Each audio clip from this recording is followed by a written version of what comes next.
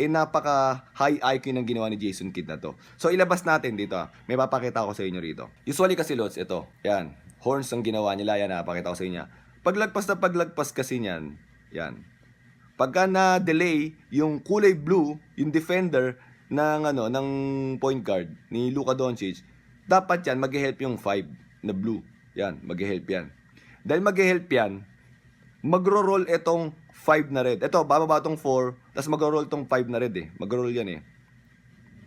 Yan, magro-roll yan. Pero ang kagandahan kasi rito, pagka regular horns lang yan mga lods, itong 4 makakababa dyan yan, makakatuloy ng konti. At yung number 2 dun, oh, yan, makaka-drop down yan dyan. So ngayon, pag roll nito, hindi pwedeng kunin ng 4 yan kasi may iwan yung bantay ng 4 na blue, yung red sa taas, di ba? So ngayon, naalalayan lang yung konti yan para hindi kagad mapasahan dyan. Pero mag-aabang niyan yung number 2. Yan. Pag nakabalik na yung 1, babalik yung number 5, babalik sila lahat sa tao nila. Ganyan ang mangyayari. Di ba?